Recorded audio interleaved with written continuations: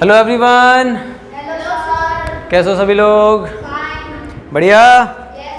तो बेटा कल तक हम कवर कर चुके थे क्या कवर कर चुके हैं कल तक? क्या कवर कर चुके हैं? न्यूटन का फर्स्ट लॉ कवर कर चुके थे और मोमेंटम कवर कर चुके हैं। ठीक है, आज हम कवर करेंगे सेकंड लॉ ऑफ मोशन। ठीक है, समझ आया कि नहीं? यहाँ तक जहां तक करवा दिया मोमेंटम समझ में आ गया। मोमेंटम का एक छोटा सा पार्ट रह गया, कंजर्वेशन ऑफ मोमेंटम, वो थोड़े आगे कराएंगे। ठीक है बेटा, ठीक है, वो आगे वाले टॉपिक में आएगा तब करवा देंगे, इसी में सेकंड लॉ के बाद ही आएगा। ठीक है, तो वो करवा देंगे। अभी फिलहाल हम पढ़ने वाले हैं क्या? Newton second law of motion, Newton का सेकंड लॉ ऑफ मोशन। ठीक है, तो न्यूटन का सेकंड लॉ ऑफ मोशन देखो क्या होता है बेटा। मोमेंटम होता है ना, मोमेंटम क्या होता है बेटा? मोमेंटम। तो मोमेंटम किस रेट से, क्या कह रहा है बेटा? मोमेंटम किस रेट से चेंज हो रहा है, इस चेंज जो ये चेंज हो रहा है ना, इस रेट को बोलते हैं हम, क्या बोलते हैं? फोर्स। क्या बोलते हैं? क्या बोलते हैं? फोर्स। मोमेंटम की जो रेट होती है उसको हम क्या बोलते हैं बेटा? क्या बोलते हैं? फोर्स। क्या कि मोमेंटम किस रेट से चल रहा है। मोमेंटम मैंने बताया था पावर होती है, किसी भी ऑब्जेक्ट की मोशन की पावर होती है। ठीक है, और वो किस रेट से चल रही है, उस रेट को हम क्या बोलते हैं? रेट का मतलब होता है कि पर सेकंड में कितना मोमेंटम लग रहा है। ठीक है, रेट ये तो कहलाती है। जैसे कि रेट का मतलब तुम दुकान में जाते हो, ये कितने रुपए किलो आलू दिए, पूछते हो किसी भी दुकान पे जाओ, है ना, कितने रुपए किलो, कुछ भी मांगते हो, रेट पूछते हो कितना, किस रेट दिए हैं। तो इसी तरीके से मोमेंटम भी क्या है, मोमेंटम की भी क्या है, एक रेट है, और उस रेट को हम क्या बोलते हैं? फोर्स बोलते हैं। क्या बोलते हैं? फोर्स। उसी तरीके से क्या होता है कि मोमेंटम जो था पर सेकंड चेंज होता है ना, तो फोर्स जो होता है वो डायरेक्टली प्रोपोर्शनल होता है। क्या होता है बेटा? डायरेक्टली प्रोपोर्शनल होता है मास के और एक्सेलरेशन के। किसके बेटा? मास के और डायरेक्टली प्रोपोर्शनल होता है। ठीक है, अब आगे चलें, चलो अब पढ़ लेंगे हम क्या कह रहा है। ये कह रहा है कि the rate of change of momentum of an object is proportional to applied unbalanced force in the direction of force. वो कह रहा है कि जो भी फोर्स लगाई जा रही है, क्या बेटा? जो भी फोर्स होती है, ठीक है, वो क्या होती है? रेट ऑफ मोमेंटम का क्या कहते हैं? रेट ऑफ मोमेंटम होता है। क्या होता है बेटा? रेट ऑफ मोमेंटम, कि किस तरीके से फोर्स अप्लाइड किया। अब हम आगे पढ़ेंगे इसको, हम नॉर्मली मैथमेटिकल एक्सप्रेशन समझते हैं क्या है। ठीक है, यहां तक समझ में आया कि नहीं? फोर्स क्या होती है? Rate of momentum. क्या बेटा? रेट ऑफ मोमेंटम, जो कि डायरेक्टली प्रोपोर्शनल होता है किसके? मास के और एक्सीलरेशन के। और मास और एक्सीलरेशन ही तो क्या है? फोर्स ही तो होती है। आगे बताएंगे कैसे होती है। ठीक है, तो यहां पर हम लोग करने वाले हैं मैथमेटिकल एक्सप्रेशन। क्या करने वाले हैं बेटा? इसका करने वाले हैं मैथमेटिकल एक्सप्रेशन, कि किस तरीके से ये फॉर्मूला निकलेगा और जो मैंने कही है बात वो कैसे फिट बैठेगी। ठीक है बेटा, अब सभी लोग करना स्टार्ट करेंगे। सभी लोग नोटबुक और पेन निकाल लीजिए बेटा। देखो, हमें पता है, मान लेते हैं सपोज, क्या मान लेते हैं? सपोज क्या मान लेते हैं कि हमारा कोई भी एक ऑब्जेक्ट है। क्या है बेटा? ऑब्जेक्ट है, उसका मास मान लेते हैं। क्या मान लेते हैं? कोई ऑब्जेक्ट है तो मास होगा उसमें, ऑब्वियस सी बात है। मास ऑफ एन ऑब्जेक्ट, किसी भी ऑब्जेक्ट, हमें पता है मोमेंटम क्या होता है? m into v. क्या होता है? m इंटू वी होता है। चलो अभी उसका यूज आएगा तो याद रखेंगे। Mass of an object is equal to मान लेते हैं m। क्या है बेटा? m kg है। ठीक है, कुछ भी मास है, m kg। ठीक है, और इनिशियल वेलोसिटी, क्या बेटा?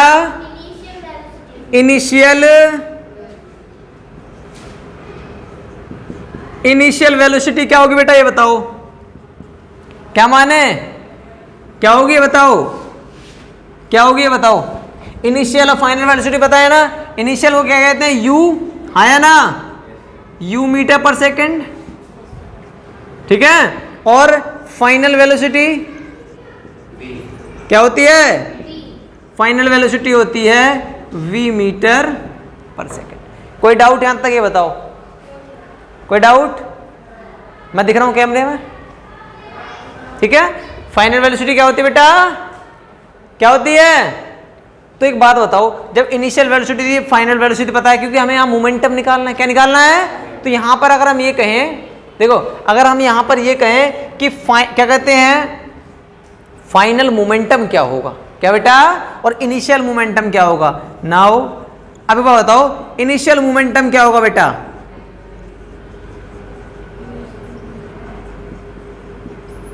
इनिशियल मोमेंटम क्या होगा, क्या हो जाएगा, m इंटू क्या होता है, वेलोसिटी होती है, m into mass into velocity होती है, या नहीं। तो यहां पर क्या हो जाएगा बेटा, इनिशियल की बात हो रही है तो हमारी वेलोसिटी कौन सी यूज की जाएगी, u वाली। तो इनिशियल मोमेंटम क्या हो जाएगा हमारा, इसे हम p1 से डिनोट कर लेते हैं, किससे डिनोट कर लेते हैं, p1 से, ठीक है, इनिशियल मोमेंटम को। तो p1 बराबर क्या हो जाएगा बेटा, m इंटू यू, क्या हो जाएगा, m इंटू यू, ठीक है।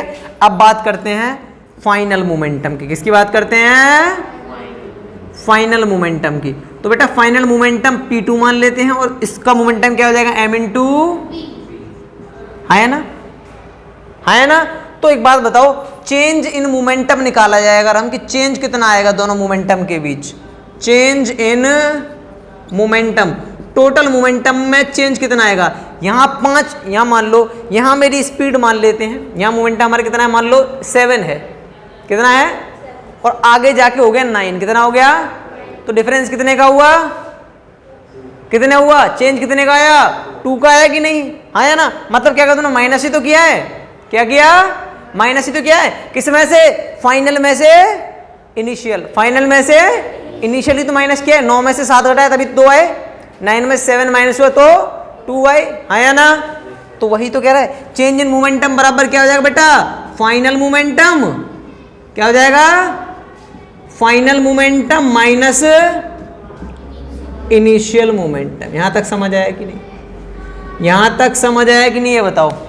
Final momentum minus initial momentum मतलब क्या, p2 minus p1, p2 minus p1। तो p2 कितना है बेटा हमारा, p2 है mv, क्या है बेटा, और नहीं p2 mv है, और p1 कितना है, mu। तो यहां से अगर हम m कॉमन ले लें तो हमारा चेंज इन मोमेंटम p बराबर क्या आ जाएगा बेटा, चेंज इन मोमेंटम हम p मान लेते हैं नॉर्मली, तो क्या हो जाएगा, m कॉमन आ जाएगा तो v माइनस u। कोई डाउट यहां तक, कोई दिक्कत यहां तक नहीं, इसे ही रखे रहने देते, ठीक है। अब आ जाते हैं यहाँ, एक लाइन खींच ली, ठीक है। अब बात करते हैं, हमें मोमेंटम मिल गया, आया ना।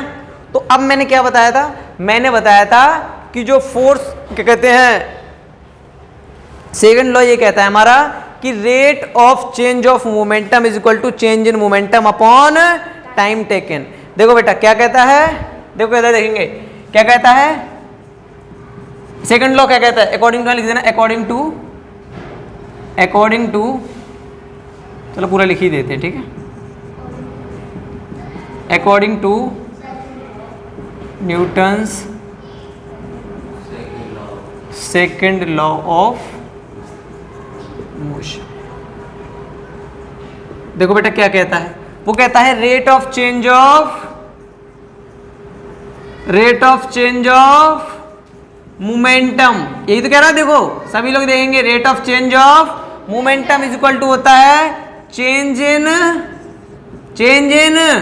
धनिशा बेटा, change in momentum upon time taken, क्या टाइम लग रहा है, क्योंकि नॉर्मली तो rate of change of momentum का मतलब देखो इसे हम ऐसे लिख सकते हैं, क्या लिख सकते हैं, देखो इधर p बराबर, इधर देखेंगे momentum rate of change p upon t, momentum का रेट मतलब p अपॉन t, किस रेट से हो रही है, p अपॉन t तो क्या लगेगा बेटा, रेट पर टाइम में कितना मोमेंटम चेंज हो रहा है, तो momentum upon time is equal to, ये रेट हो गई कि नहीं, एक ये भी रेट है। देखो चेंज इन मोमेंटम, मोमेंटम कितना आया हमारा, चेंज इन मोमेंटम कितना आया, देखो बेटा इधर क्या निकाला हमने, change in momentum m v minus u upon t।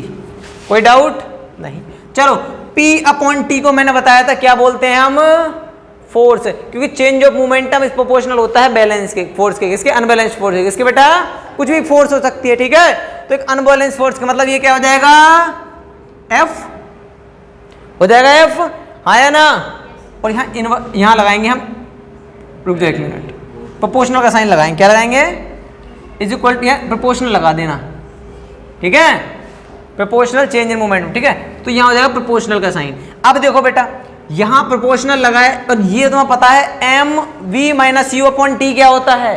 Chapter first याद करो, चैप्टर के फर्स्ट क्या था, मोशन क्या था, वहां पर इक्वेशन न्यूटन के फर्स्ट लॉ की इक्वेशन क्या, नॉर्मली मोशन के फर्स्ट लॉ की इक्वेशन क्या थी, वहां से क्या था, देखो इधर, वहां ये था बेटा A is equal to we minus you upon, था कि नहीं था, फ्रॉम इक्वेशन फर्स्ट। तो क्या हो जाएगा, ये एम को छोड़ देते हैं, v minus you upon t, v minus you upon t. तो देखो ये तो m का m बना रहेगा, v minus you upon T के बराबर जगह क्या आ जाएगा, a क्या आ जाएगा। समझ आया कि नहीं, समझ आया कि नहीं आया समझ में। यहां से हमारा निकला था ये हमारी इक्वेशन पहले हो चुकी है, a is equal to we minus you upon t. Acceleration बराबर होता है, क्योंकि ये क्या है, एक्सेलरेशन बराबर होता है किसी भी वेलोसिटी की या किसी भी स्पीड की रेट। क्या होती है, वेलोसिटी की रेट। तो वेलोसिटी है, चेंज ऑफ वेलोसिटी है, final velocity minus initial velocity. तो v minus v upon t तो एक तरीके से ये वेलोसिटी अपॉन टाइम ही तो है, बट यहाँ चेंज दे रखा है, बस क्या दे रखा है, चेंज। अब यहाँ भी एक वेलोसिटी है, तो ये हो गया a, ठीक है। अब यहाँ से अगर प्रोपोर्शनल का साइन हटता है तो इक्वल का साइन लगता है, और कोई ना कोई कांस्टेंट वैल्यू आ जाती है। क्या कहते बेटा, तो यहाँ आगे k, क्या मान लिया हमने, k इंटू एम इंटू ए, ठीक है। क्योंकि वेयर हमें पता है क्या, क्योंकि k is a constant, k क्या है बेटा, एक कांस्टेंट वैल्यू होती है। कांस्टेंट वैल्यू क्या होती है, कभी चेंज नहीं होती, ठीक है। तो बंद कर दीजिए, हाँ जी। k क्या है, कांस्टेंट वैल्यू है, तो हम k को मान लेते हैं, लेट इट बी, क्या मान लेते हैं, 1 मान लेते हैं। क्या मान लेते हैं, 1 मान लेते हैं, कि कांस्टेंट वैल्यू है, चेंज नहीं होगी। तो 1 कभी चेंज होता है वैसे नॉर्मली नहीं होता, तो हमने क्या मान लिया, 1 मान लिया। ऐसे क्या मान लिया, नॉर्मली 1 यूनिट मान लिया एक तरीके से। k क्या है, एक यूनिट है जो चेंज नहीं, कांस्टेंट है, ठीक है बेटा। तो f बराबर क्या हो जाएगा बेटा, f बराबर हो जाएगा m इंटू, क्योंकि 1 से मल्टीप्लाई करोगे तो m 1 ही तो आ जाएगा पूरा, ठीक है। तो m इंटू ए, तो ये है तुम्हारा क्या, जहां पर f क्या है, फोर्स है, m क्या है, क्या लिख देंगे, वेयर। ये है तुम्हारा सेकंड लॉ ऑफ मोशन, क्या कहता है कि force is equal to mass into acceleration. क्या कहता है, सेकंड इक्वेशन कहती है तुम्हारी, sorry second law of motion ये कहता है, क्या कहता है, फोर्स जो होती है वो मास इनटू एक्सीलरेशन के इक्वल होती है, हाँ या ना। Force is equal to mass into acceleration, force is equal to mass into acceleration. जहां पर f क्या है, जहां पर f क्या है, f है अप्लाइड फोर्स, ठीक है। m क्या है, m is equal to mass of object, और a क्या है, a है यहां पर एक्सीलरेशन। क्या है बेटा, एक्सीलरेशन। एक्सीलरेशन क्या होता है, रेट ऑफ वेलोसिटी। समझ आया कि नहीं। तो तुम्हारा ये निकल के आया फॉर्मूला सेकंड लॉ का, क्या, F is equal to m into A. मतलब ये कि मास बढ़ेगा, एक्सीलरेशन बढ़ेगी, तो F भी, फोर्स भी बढ़ेगी, है ना।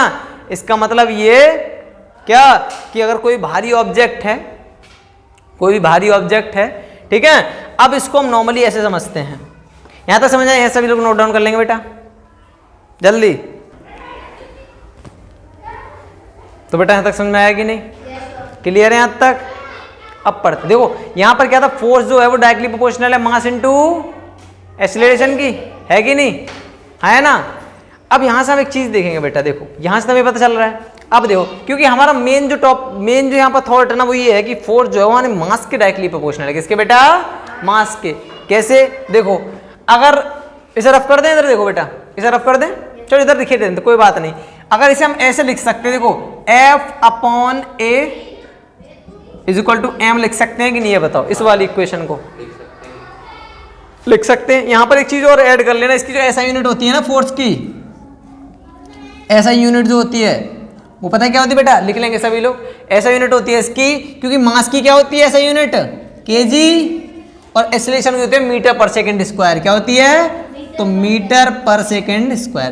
तो ये हो गई किसकी, फोर्स की। या फिर एक और इसकी होती है न्यूटन। क्या बोलते हैं इसे, न्यूटन। क्या बोलते हैं बेटा, न्यूटन। से एन से डिनोट करते हैं, ठीक है। तो या तो केजी पर मीटर पर सेकंड स्क्वायर, ठीक है, या तो केजी मीटर पर सेकंड स्क्वायर, या फिर न्यूटन। दोनों फोर्स की यूनिट होते हैं, ठीक है बेटा। तो ऐसा यूनिट लिख लेंगे। अब बात करते हैं, मैंने ऐसे बताया कि फोर्स जो होती है, देखो फोर्स अपॉन, अगर इसे हम ऐसे लिख लें इक्वेशन को कि force upon acceleration is equal to m होता है, मास होता है। इसका मतलब पता क्या है कि m जो है, मास जो है वो इनवर्सली प्रोपोर्शनल है किसके, एक्सीलरेशन की, अपॉन में आ रही है बात, है ना। मतलब ये कि अगर देखो इधर अगर फोर्स बढ़ेगा मास ही बढ़ेगा, है ना। अगर मास ज्यादा है तो इसका मतलब फोर्स भी ज्यादा है, लगेगी कि नहीं। अभी प्रैक्टिकल करके दिखाऊंगा इस चीज का, एक्सपेरिमेंट करेंगे अभी इसका। और अगर मास ज्यादा है इसका मतलब एक्सीलरेशन कम लगेगी। एक्सीलरेशन का मतलब क्या होता है, स्पीड की रेट। कोई भी बॉल फेंकी जा रही है उसका एक्सीलरेशन निकाल लो तो उसकी स्पीड अपॉन रेट कर दो तो एक्सीलरेशन निकाल लोगे, हाँ है ना, हाँ है ना।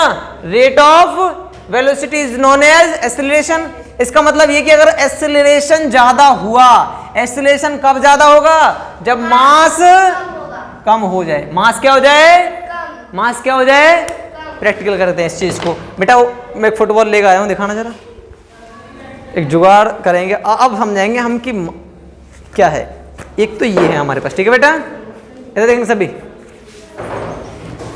इधर देखेंगे सभी। और एक वो छोटी वाली बॉल और लेके आया था मैं, दिखाओ बेटा, क्रिकेट बॉल जो होती है, कहाँ है बेटा वो छोटी वाली बॉल, कहाँ है, लो बेटा, थैंक यू। चलो इधर आ बेटा, तनिष इधर आ बेटा। अरे आ तो सही, कैच कर लेता है, आ जल्दी कर लेता होगा। कह रहा मुझे नहीं आता, ये नालायक को सब कुछ आता है पढ़ने के अलावा, है ना।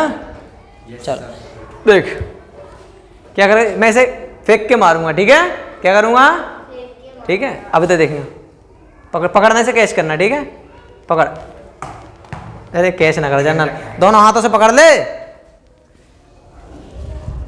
दोनों हाथों से पकड़ियो, ठीक है। क्या हुआ, कैच पकड़ने में प्रॉब्लम हुई ज्यादा है।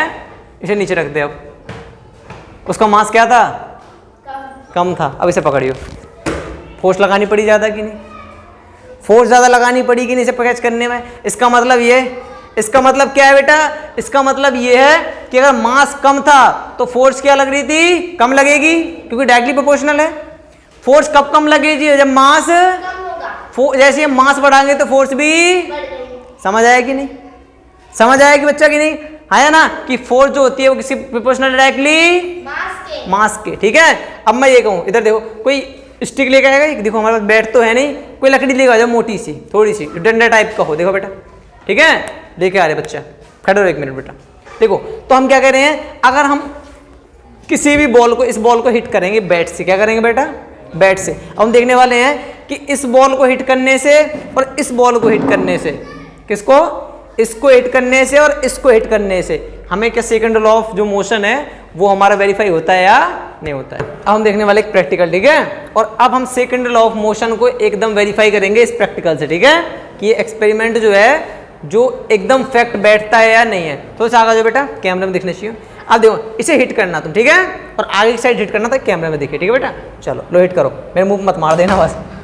तुमने हिट किया इसे, दोबारा हिट करते हैं, लो बेटा, ठीक है, देखो, चलो चलो दोबारा हिट करना है इसे, सामने हिट करना और थोड़ा, ठीक है, कर दिया हिट, बोर्ड तोड़ देगा ये तो। हिट किया कि नहीं इसने, ठीक है।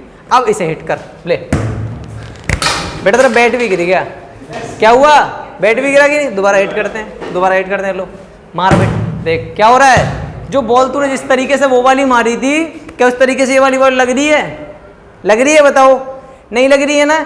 इसका मतलब ये कि जैसे हमने कम मास वाले, इधर देखो बेटा, बॉल दिखाओ, ये वाली बॉल जब हमने क्या की थी, हिट की थी इसने, ठीक है, जब हमने इसे की तो इसका मास क्या था, मास कम था, तो एक्सीलरेशन क्या हो गया इसका, इसने अच्छी स्पीड में मार पाई, वेलोसिटी इसकी ज्यादा हो गई थी कि नहीं, उसकी रेट मतलब एक्सीलरेशन इसका क्या हो गया था, ज्यादा। इसका मास क्या था, बहुत ज्यादा था, एक्सीलरेशन क्या रहेगा इसका, ऐसे इसने हिट की, लगा ही नहीं पाया उतना देर, एक बार तो उसका बैट भी निकल गया हाथ से, आया ना, समझ आया कि नहीं, रख दीजिए आप गिलास रख दीजिए, समझ आया कि नहीं, समझ आया कि नहीं, ये बताओ, है ना। इसका मतलब ये कि मास जो होता है वो डायरेक्टली प्रोपोर्शनल होता है इसके फोर्स के, कि मास ज्यादा हो, मास ज्यादा से फोर्स भी ज्यादा लगानी पड़ेगी नहीं, ये बताओ। इसको हिट करने के लिए फोर्स ज्यादा लगानी पड़ेगी नहीं, इसको हिट करने के लिए उतनी फोर्स लगानी पड़ती है बेटा, लगानी पड़ती है, बताओ, उतनी फोर्स लगानी पड़ी थी नहीं, इसने ये पूरा हिल गया था, अब इसने इस वाली बॉल में हिट किया तो पूरी दम लगा दी इसने, है ना? हाँ या ना बेटा? हाँ या ना? इसका मतलब ये कि मास ज्यादा होते ही फोर्स भी ज्यादा हो गई, ज्यादा हिट करना पड़ा इसे, और जैसे ही मास ज्यादा हुआ एक्सीलरेशन क्या हो गई बॉल की? क्या हो गई? कम बॉल थी, ये छोटी बॉल थी, मास कम था तो फोर्स क्या लग रहा था? कम लगानी जरूरत थी। ज्यादा लगानी जरूरत थी इसमें, इस बॉल में तुम्हें क्या कहते हैं फोर्स ज्यादा लगानी जरूरत थी बेटा, कि ये बताओ?